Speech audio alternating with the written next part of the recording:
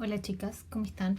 Bueno, esta vez incorporé muchas más diapositivas para que podamos ir conversándolas entre todas o explicándolas mejor y así también les queda la base para que después puedan recurrir a ellas, ¿ya?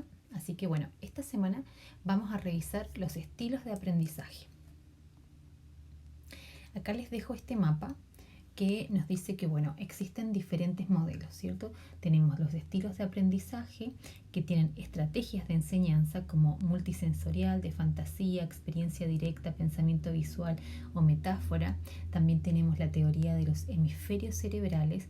También tenemos la teoría de programación neurolingüística, de inteligencias múltiples, de la teoría de Kolb, la teoría de Felder y Silverman y la teoría de los cuadrantes cerebrales. Hay muchísima información al respecto, ¿ya? Pero vamos a centrarnos en los diferentes modelos que tenemos. Para eso partimos entonces con los modelos de los estilos de aprendizaje, que es el modelo de los cuadrantes cerebrales de Hermann, el modelo de Felder y Silverman, el modelo de Kolb, el modelo de programación neurolingüística de Bandler y Grinder, que es uno de los más conocidos, y el modelo de los hemisferios cerebrales.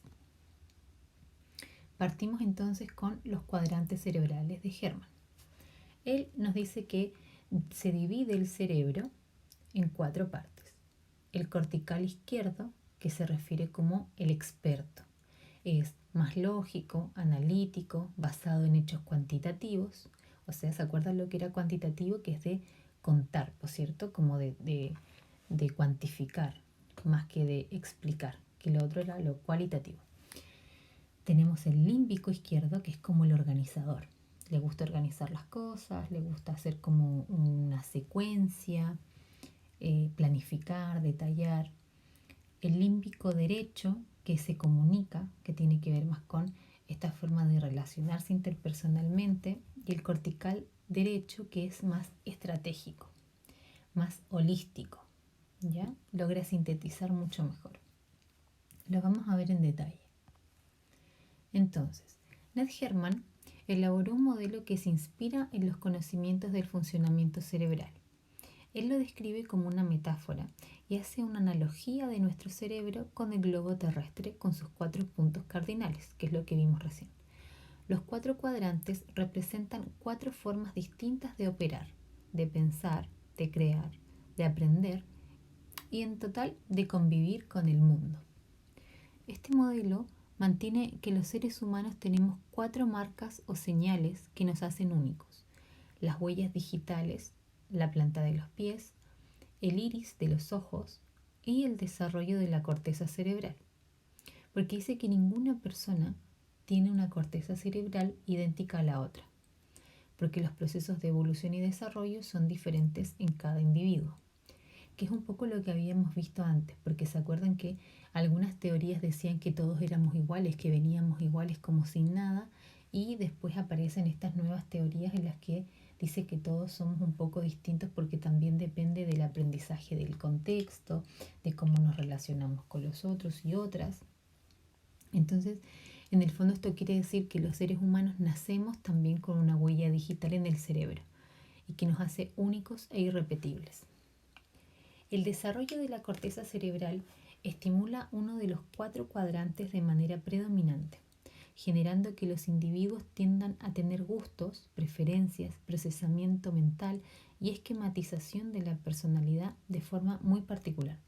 Y como no es heredable, o sea, porque es única, nos hace únicos dentro de un esquema de los 4 cuadrantes.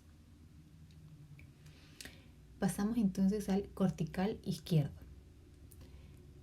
Quien tenga una capacidad mucho más desarrollada dentro del cortical izquierdo, quien se pudiera como denominar, yo en realidad opero mucho más en el cortical izquierdo, tendería a comportarse de una manera más fría, más distante, con pocos gestos, con la voz más elaborada, intelectualmente brillante, más evaluador, crítico, irónico. Le gustan las citas como de citar un libro, ¿no? De citar a un autor, de citar una frase. competitivo, individualista. Sus procesos más predominantes son el análisis, el razonamiento y la lógica, el rigor, la claridad. Le gustan los modelos y las teorías, colecciona hechos, procede por hipótesis, o sea que se relaciona o avanza o tiene relación con los otros mediante como suposiciones que hace. Le gusta la palabra precisa. Sus competencias son la abstracción, o sea, pensar más desde la fantasía. Es más matemático. Bueno, y la matemática es muy, muy abstracta porque, bueno, los números en sí no se pueden tocar, solamente son símbolos, ¿cierto? Entonces, desde ahí es que la abstracción podría ser una competencia. Cuantitativo, más dado a las finanzas, técnico y resolutivo. El límbico izquierdo, que es el comportamiento, es mucho más introvertido, más emotivo, o sea que siente mucho más emocionalmente, o al menos se lo permite, más que el cortical izquierdo. Controlado, minucioso, maniático, monóloga, le gustan las fórmulas, conservador, fiel, pero no desde el punto de vista amoroso, sino como fiel a lo que se cree, a lo que él cree. Fiel significa como mantenerse en esa línea. Y por eso defiende su territorio o su teoría o lo que cree, ligado a la experiencia, y ama el poder. Pero dentro de los procesos es más planificador, formaliza, estructura, define los procedimientos, es secuencial, o sea que le gusta como las líneas del tiempo para explicar mejor. Verificador, ritualista. Ritualista es como que le gusta la rutina, por ejemplo, que le gusta hacer una cosa primero y después la otra y no al revés, y se esfuerza en que siempre sea así. Metódico, o sea que tiene un método para realizar las cosas, más rutinario. Sus competencias pueden ir ligadas a la administración, a la organización, al hacer cosas, a poner en marcha. Conductor de hombres, ahí discrepo, debe ser como, me imagino que como líder, ¿no? De hombres y mujeres. Buen orador, o sea que es bueno hablando, ¿cierto? Trabajador consagrado, o sea, reconocido. Es importante destacarles que es poco probable que exista una persona que funcione solo desde el cortical izquierdo, ¿por cierto? Solamente que probablemente existan predominancias. Yo funciono, no sé, del 100% funciono 20% en un lado, 40% en el otro y así. O sea, en el fondo todos funcionan, pero quizás tenga predominancia en uno, ¿ya? Entonces quizás se me den más fáciles ciertas cosas, porque también tenemos que considerar que no es solo lo que viene ahí, sino también todo lo que tiene que ver con la crianza, con lo social, con lo que se aprende, que es un poco lo que ya hemos visto. El tercero es el límbico derecho. Es el límbico derecho. Uy, espera. Aquí.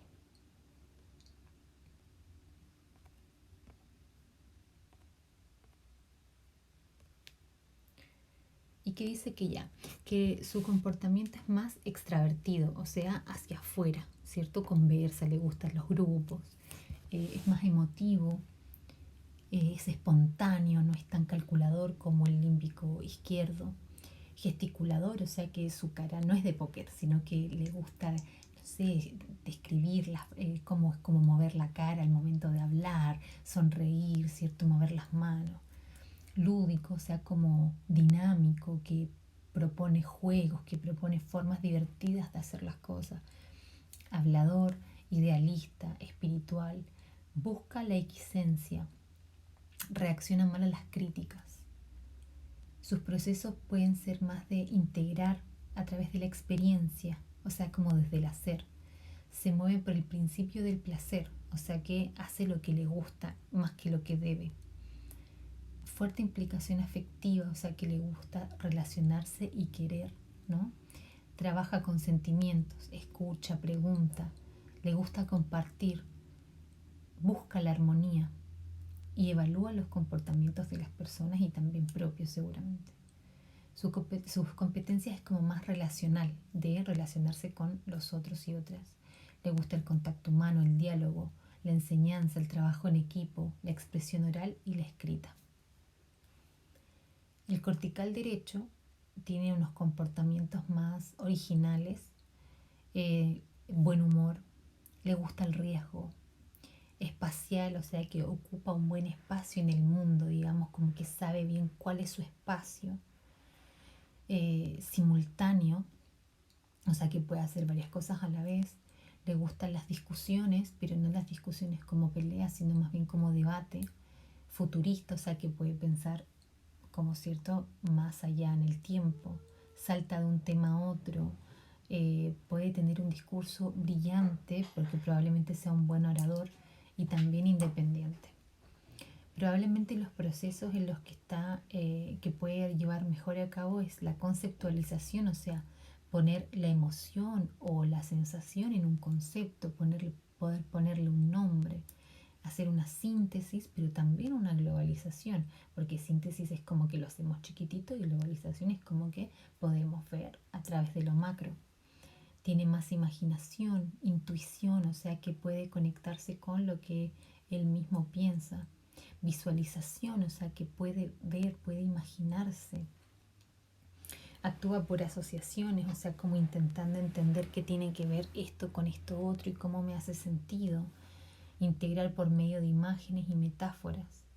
Y desde ahí que sus competencias pueden ser o son la creación, ¿no? Crear cosas, innovar, el espíritu de una empresa en el fondo, un artista. Y la investigación también tiene mucho que ver con eso y con la visión de futuro. Así que yo les pregunto, chiquillas, ¿cuáles de ustedes está más inmersa en estos cuadrantes? ¿Cuál es tu propio cuadrante? Yo personalmente me identifico más con el límbico derecho, pero cada una tiene una forma distinta. ¿Cuál sería el de ustedes? Bueno, y entendiendo esto, bueno, como les cuento siempre, esto es una información bastante resumida porque hay mucha información al respecto, pero intento eh, agarrar lo que sea más importante y ahí pasamos directamente a la pedagogía para usar con los alumnos de cada cuadrante. Ustedes por supuesto que van a tener bebés, pero aún así es importante que quizás podamos identificar para que podamos hacer actividades atingentes y entender cómo aprende cada uno. Entonces, el alumno del cortical izquierdo, recordemos que el cortical izquierdo es más frío, es más distante, controlador, ¿cierto? ¿Qué le falta a este alumno? Es poco creativo, le falta imaginación, desarrolla mal sus ideas, tiene pocas ideas personales y no expresa su sensibilidad. Tiene pocas aptitudes para el arte, porque recordemos que el del arte es el cortical derecho. Tiene problemas con las materias literarias, porque es más matemático. Expresión seca, sin emociones, es demasiado individualista, porque es frío y distante, ¿se acuerdan? ¿Qué hacer con este alumno entonces? Igual es muy poco probable que un bebé sea exactamente así, pero como les cuento, puede haber una predominancia a relacionarse de esta forma, ¿ya? ¿Qué hacer con este alumno? Utilizar con él una pedagogía racional que dé prioridad al contenido, utilizar el libro o el manual, terminar el programa, proporcionar hechos, insistir en la teoría, ser más cuadrado en el fondo, dar definiciones precisas, dar referencias, mostrar esquemas abstractos, diagramas, curvas, dar cifras y estadísticas, trabajar en informática, partir de las hipótesis de la ley para llegar a la experimentación, procurar que haga ejercicios en progresión, yendo de lo más sencillo a lo más difícil, para estimular su espíritu de competición. Probablemente ya en un medio mayor quizás puedan ver algo así. O incluso en un kinder, por ejemplo. Procurar que se abra a otros cuadrantes. Utilizar su gusto por la competición Cualquier idea nueva será tomada en cuenta y aumentará su nota. Hacer que prepare trabajos orales, hacerle intervenir ante toda la clase, transformar los símbolos en imágenes y metáforas, enseñarle a ver las cosas en su globalidad, o sea, en total. Practicar juegos que le ayuden a desarrollar su sentido espacial, hacer que proponga sus ideas desorganizadamente antes de organizarlas, organizar actividades de reflexiones dirigidas, asociando en ella ideas con imágenes, hacer que describa una situación con los 5 sentidos, hacer poesía, imaginar y crear mediante la mímica y el dibujo, hacer que conozca el mundo por medio de visitas escolares para desarrollar su sensibilidad. Igual es importante, que siempre se considere el contexto en el que el niño se desarrolla, ¿cierto? Como bien nos decía Vygotsky, Piaget y todos los que vimos antes, y que ellos consideran muchísimo el contexto. Y aparte de eso, si bien estas ideas son bien buenas, siempre hay que considerar que si empujamos mucho a un niño a hacer algo, no lo va a querer hacer. Y eso le puede causar mucho más dolor que aprendizaje, porque lo podemos traumar. Ya, no, sí, pasa adelante. ¿Qué pasa? No, no quiero, pasa adelante, te pones un 1. Entonces ahí finalmente lo obligamos y eso podría crearle como algo negativo con pasar adelante, por ejemplo. Entonces, si bien hay que incitarlo, no es obligarlo, ¿ya? Y así, con todo. Límbico izquierdo. ¿Qué le falta al alumno límbico izquierdo?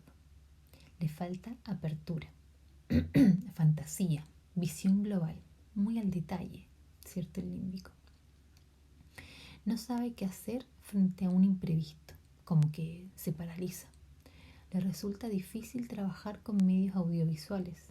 No sabe resumir un texto o una situación porque es muy del detalle, necesita verlo todo. ¿Qué hacer con este alumno? Utilizar con él una pedagogía organizada, él o ella. Este texto es bastante machista. Estructurada en un clima de seguridad. Escribir la programación en el pizarrón de forma clara y legible. Darle instrucciones estrictas. Proporcionarle documentos escritos impecables. Impecables me refiero a como bien escritos, bien claros. Dividir la hora de clase en secuencias, indicándolo previamente. O sea, estructurarlo bien a él, organizarlo bien. Proponerle objetivos a corto plazo bien definidos. Permitirle salirse de las normas para pasar a la experimentación. Porque es preciso que conozca las relaciones con los que conoce. Es necesario respetar su territorio, no excitarle pidiéndole algo bruscamente. Y siempre tratar de que se abra a los otros cuadrantes, ¿ya? Siempre es importante que, por ejemplo, enseñarle a resumir las clases, enseñarle a globalizar, utilizar la organización, que a él le gusta harto, utilizar su faceta de líder, ¿cierto? Siempre hay que ir abriendo cada vez que encontramos gente así muy cerrada quizás a un puro cuadrante, tratar de llevarla un poco más allá. Límbico derecho. ¿Qué le falta? Le falta orden, rigor, conocimientos precisos. Le falta saber escuchar quizás, aunque sabe hacerlo si consigue dominarse. Le falta control y dominio de sí mismo, organización. Tiene poca autonomía y perspectiva frente a la opinión de otros. ¿Qué hacer con este alumno? Proporcionarle una pedagogía emotiva, crear un ambiente cálido, elogiar sus progresos, partir de sus vivencias, favorecer los trabajos en grupo, variar los ejercicios, jugar, moverse, más kinestésico, más que sienta la experiencia, darle responsabilidades y confiarle funciones. Y finalmente, siempre procurar que pueda relacionarse con los otros cuadrantes, ayudarle a organizarse, enseñarle a suprimir el yo y a utilizar el él, es decir, a tomar la perspectiva respecto de sus afectos, actuar como abogado del diablo para crear la distancia entre el yo y el otro, procurar que se haga teatro de improvisación, sustituir los me gusta, no me gusta por los sé, no sé, intentar que se abra un poco más a la experiencia del otro. Y el cortical derecho, ¿qué le falta? Organización también, estructura, espíritu de grupo. Se dan cuenta que el izquierdo es mucho más organizado, formal, más detallado, ordenado, y el derecho es como más artístico, más libre, ¿cierto? Más como sensible. Entonces, a uno le falta fantasía y al otro le falta como lo concreto. ¿Qué hacer con este alumno? Utilizar soportes visuales, tener buen humor, utilizar el método experimental y empírico, ¿se acuerdan que lo vimos? Darle la posibilidad de hablar, darle ocasión de inventar, ¿ya? Aprovechar esa creatividad. Siempre procurando que se abra a otros cuadrantes, o sea, que utilice las fortalezas de los otros cuadrantes. Enseñarle de rigor y método, pedirle que justifique sus respuestas, reconstruir el camino del pensamiento que ha llevado a una respuesta espontánea, por ejemplo, hacerle encontrar un enunciado a partir de un resultado, hacerle que responda de una norma dada. Entonces, de a poco, ¿cierto? Podemos ir ayudándolos a que vayan encontrando formas de relacionarse desde los otros cuadrantes.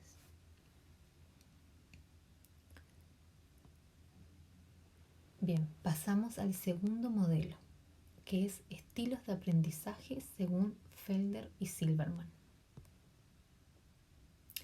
Lo que dicen estos autores es que se puede realizar o encontrar los estilos de aprendizaje respondiendo estas 5 preguntas. ¿Qué tipo de información perciben preferentemente los estudiantes? Y esto nos lleva a la dimensión relativa al tipo de información.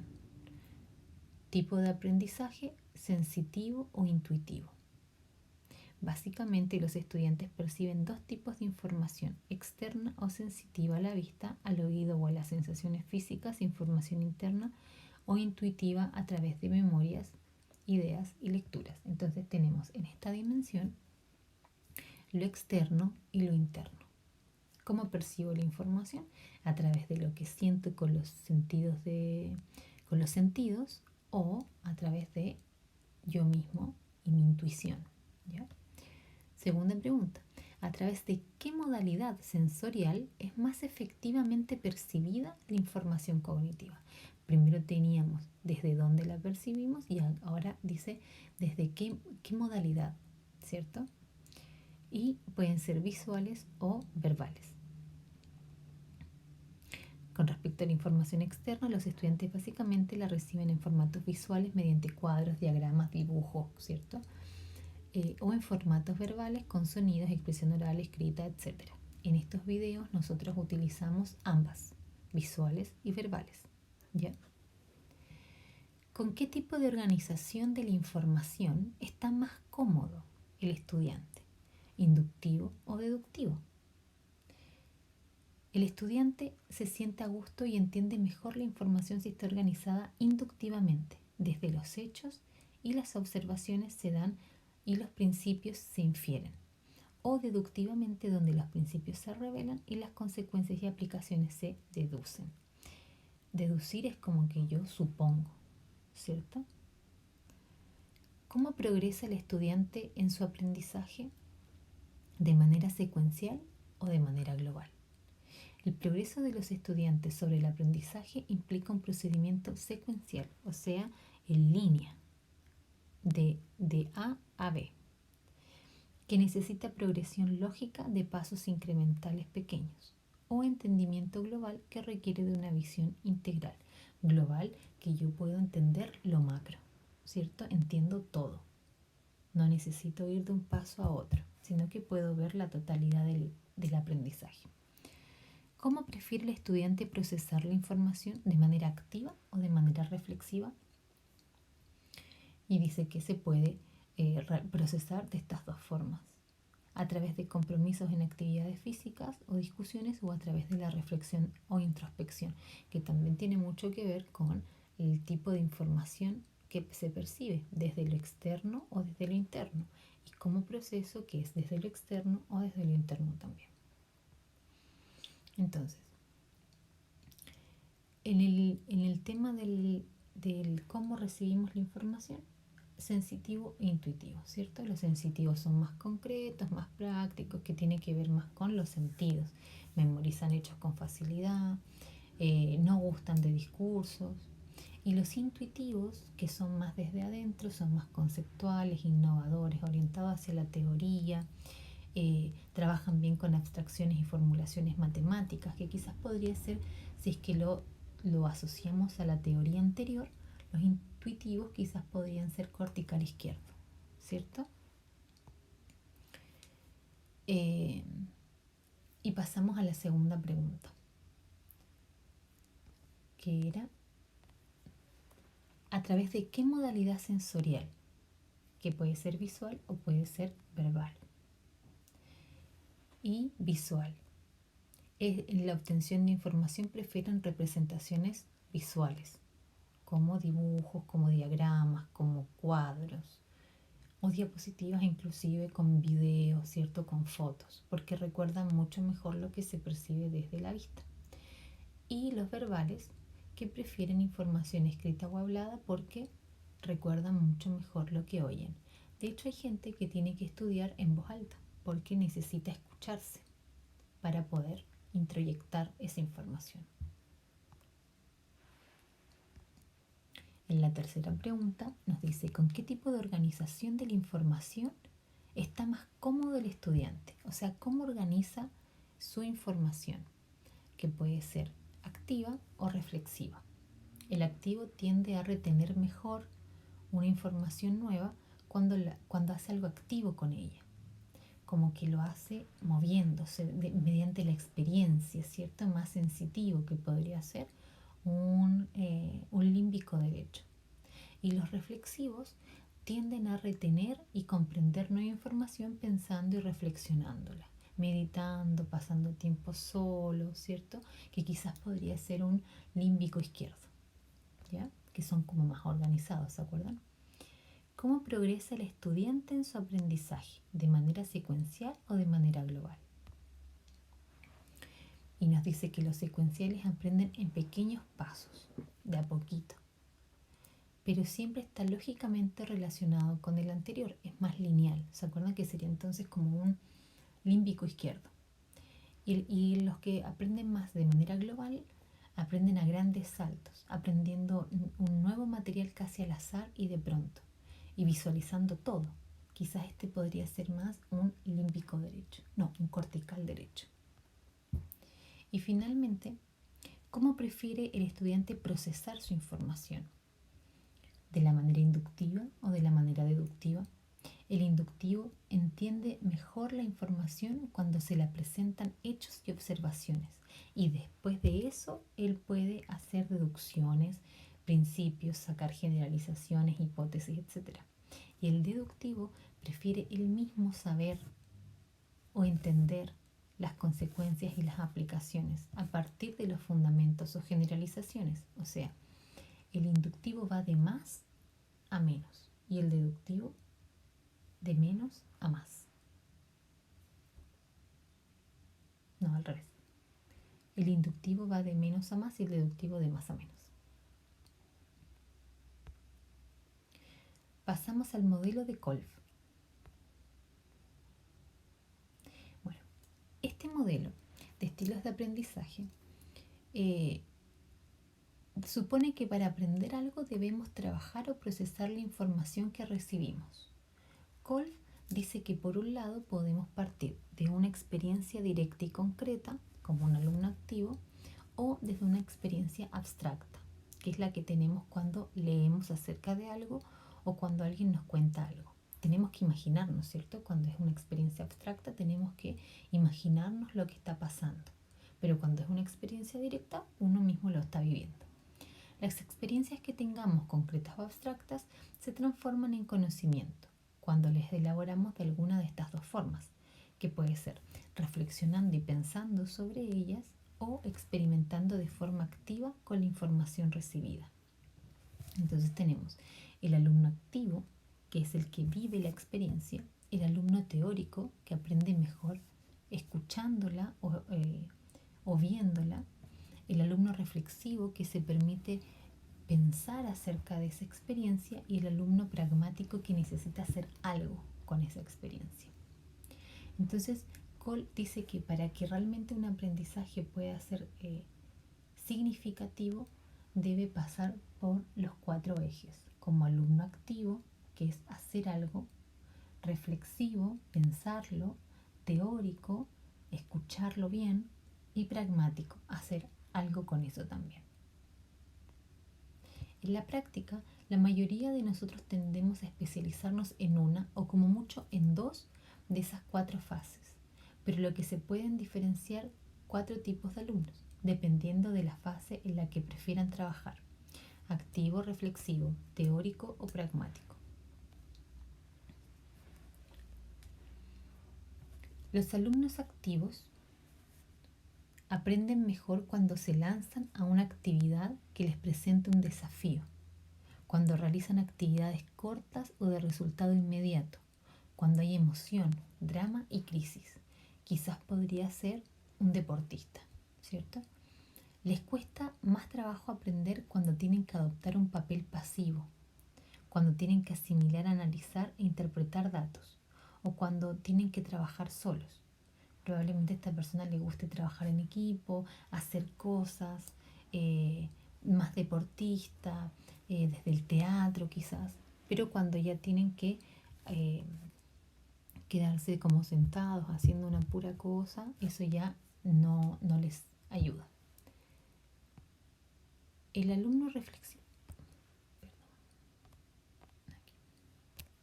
El alumno reflexivo es un alumno que tiende a adoptar la postura de un observador, que analiza sus experiencias desde muchas perspectivas distintas, recoge datos y los analiza detalladamente. Para ello lo más importante es esa recogida de datos y su análisis bien concienzudo, o sea, bien pensado. Así que procuran proponer las conclusiones todo lo que pueden. Son precavidos y analizan todas las implicancias de cualquier acción antes de ponerse en movimiento. En las reuniones observan y escuchan antes de relacionarse con un otro. Ahí se me cortó. Y procuran pasar desapercibidos. Ellos aprenden mejor con el por qué. Los alumnos teóricos aprenden mejor a partir de modelos, de teorías, de sistemas con ideas y conceptos que presenten un desafío. Les cuesta más trabajo aprender con actividades que impliquen ambigüedad e incertidumbre, en situaciones que enfaticen las emociones y los sentimientos, cuando tienen que actuar sin un fundamento teórico. Y los alumnos pragmáticos son los alumnos que necesitan probar ideas, teorías y técnicas nuevas y comprobar si funcionan en la práctica, quizás como mucho más científicos. Los alumnos pragmáticos aprenden mejor con las actividades que se relacionan con la teoría y la práctica, cuando ven a los otros hacer algo también. Les cuesta más trabajo cuando lo que aprenden no se relaciona con sus necesidades inmediatas, o sea, como que cuando no tienen sentido, ya cuando no tiene un sentido para ellos. Bueno, y por supuesto, preguntarles con cuáles creen ustedes que se identifican más, cómo creen ustedes que aprenden mejor. Pasamos al modelo de la programación neurolingüística de Bandler y Grinder. Esta es una de las más conocidas y de las que hace muy poco todavía se utilizaba en todas las escuelas para detallar o para conocer cómo aprendían los alumnos. ¿Ya? Yo misma apliqué muchísimo este test en las escuelas donde trabajé porque nos entregaba una orientación y una forma de enseñar un poco más personalizada. Este modelo, también llamado visual auditivo kinestésico, toma en cuenta que tenemos 3 grandes sistemas que representan mentalmente la información. Utilizamos el sistema de representación visual siempre que recordamos imágenes abstractas y concretas, como fotos. El sistema de representación auditivo es el que nos permite oír en nuestra mente las voces y los sonidos o la música, todo lo que entra por el oído. cuando recordamos una melodía o una conversación o cuando reconocemos la voz de la persona que nos habla por teléfono, estamos utilizando el sistema de representación auditiva. Por último, cuando recordamos el sabor de nuestra comida o lo que sentimos al escuchar una canción o incluso lo que aprendimos en una clase de gimnasia, utilizamos el sistema de representación kinestésico. La representación visual. Los alumnos visuales aprenden mejor cuando leen o cuando ven la información de alguna manera, fotos, videos, diapositivas. En una conferencia, por ejemplo, preferirán leer las fotocopias o transparencias, bueno, ya no se utilizan transparencias, a seguir la explicación oral.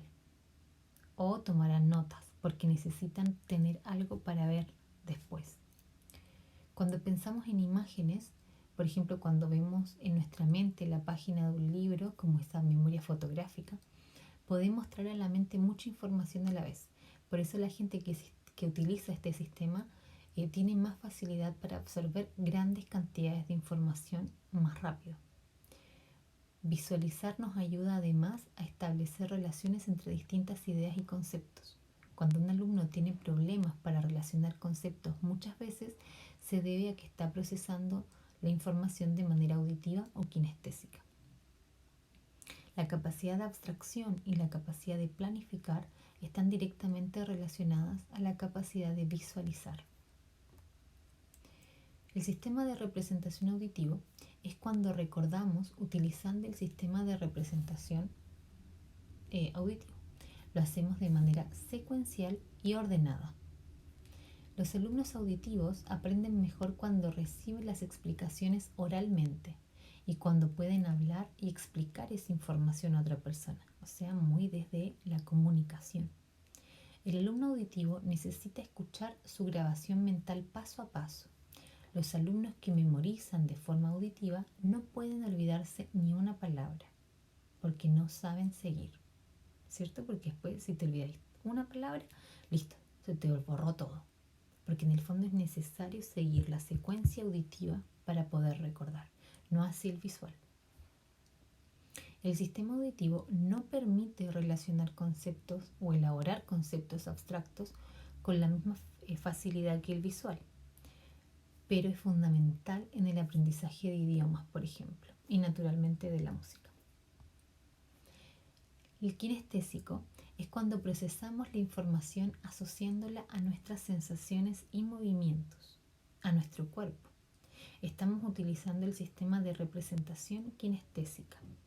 Utilizamos este sistema naturalmente cuando aprendemos un deporte, pero también para muchas otras actividades. Aprender a utilizar utilizando el sistema kinestésico es un poco más lento, mucho más lento que con cualquiera de los otros dos sistemas, al visual y el auditivo. El kinestésico también es más profundo, porque cuando uno, no sé, aprende a andar en bicicleta, después nunca más se olvida, por cierto, pero si tú te ponen una foto de una bicicleta, no puedes aprender a andar en bicicleta. Quizás te acuerdas de las partes, pero no andar. Una vez que sabemos algo con nuestro cuerpo, que lo hemos aprendido con la memoria muscular, es muy difícil que se nos olvide. Los alumnos que utilizan preferentemente el sistema kinestésico necesitan, por tanto, más tiempo que los demás. Decimos de ellos que son lentos. Esa lentitud no tiene nada que ver con su falta de inteligencia, sino con su distinta manera de aprender. Los alumnos kinestésicos aprenden cuando hacen cosas, como experimentos de laboratorio o como proyectos.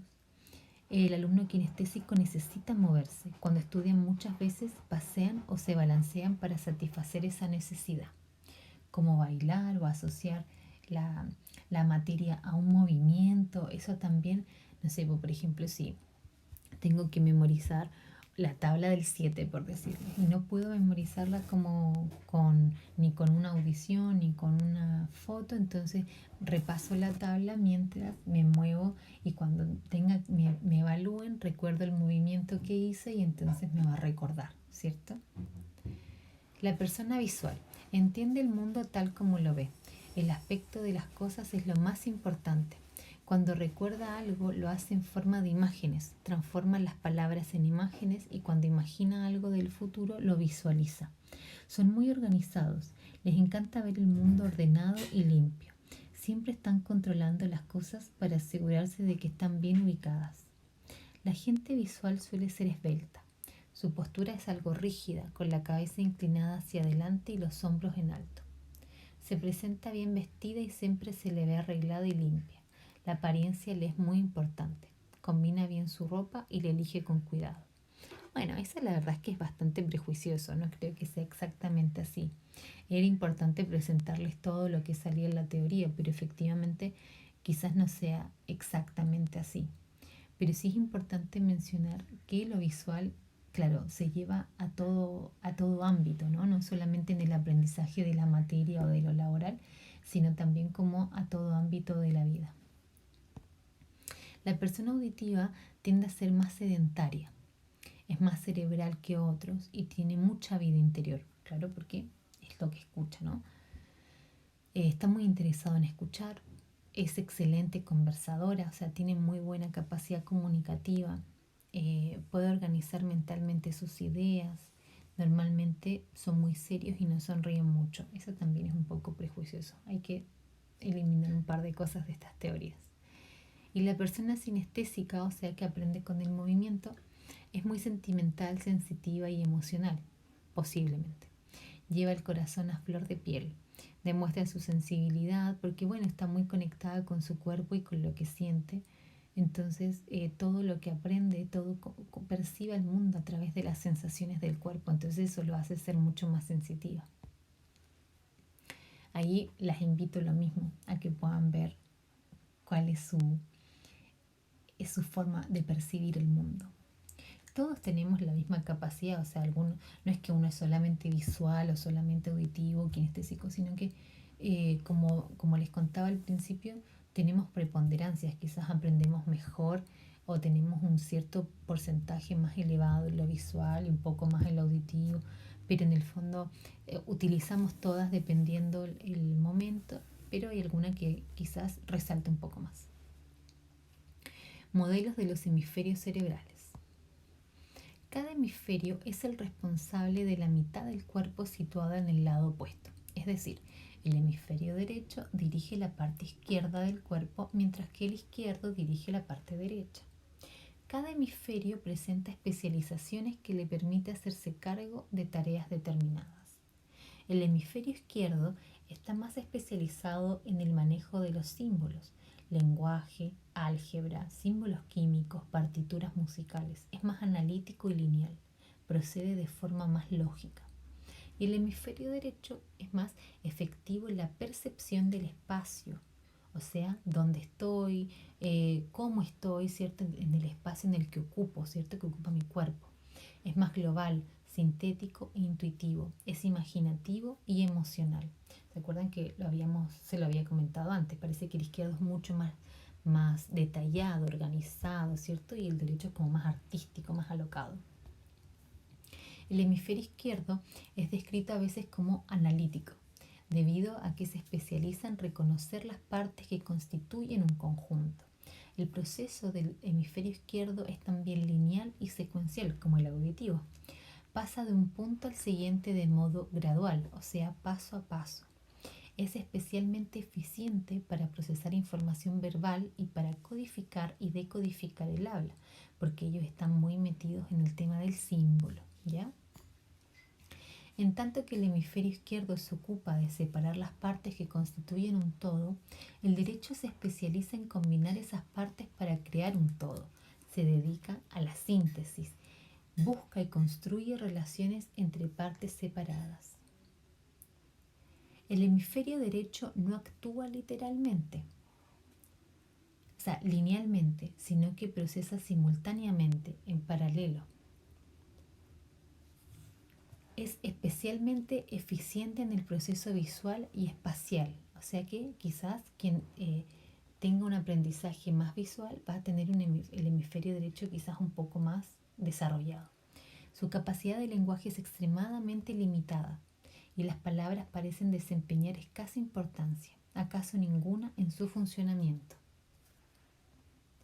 El hemisferio holístico, normalmente el derecho, procesa la información de manera global, partiendo del todo, para entender las distintas partes que lo componen. El hemisferio holístico es intuitivo en vez de lógico y piensa en imágenes y sentimientos. Vamos a ver rápidamente el comportamiento en el aula de los alumnos y cómo varía en función del modo del pensamiento en el que prefieren. Modos de pensamiento. Según el hemisferio lógico, que podría ser más el izquierdo, que es más lógico, analítico, abstracto. Recuerden, abstracto tiene que ver con símbolos, con números, con cosas que no se pueden tocar. Secuencia, lineal, realista, más verbal, temporal, o sea que va lineal, paso a paso. Y el holístico es más concreto, más intuitivo, más fantástico, poco verbal, atemporal, cualitativo. Las habilidades asociadas al hemisferio lógico, la escritura, los símbolos, el lenguaje, la localización, las asociaciones, y al holístico, las relaciones espaciales, las formas, los cálculos, el canto, la música, la visualización, la totalidad. El comportamiento en el aula del hemisferio lógico, o sea, de personas que podrían llegar a tener un poco más desarrollado o preferentemente ese hemisferio, visualiza símbolos abstractos, verbaliza ideas, aprende de la parte del todo, quiere entender los comportamientos uno por uno, le gustan las cosas bien organizadas y no se van por las ramas, necesitan orientación clara. Se siente incómodo con actividades abiertas y poco estructuradas, por ejemplo. Lee el libro antes de la película. El hemisferio holístico o el derecho piensan en imágenes, en sonidos, en sensaciones. Aprende del todo a la parte. Para entender las partes necesita partir de una imagen global. Es relacional, no le preocupan las partes en sí, sino como ver el rompecabezas completo. Le preocupa más el proceso que el resultado, necesita imágenes.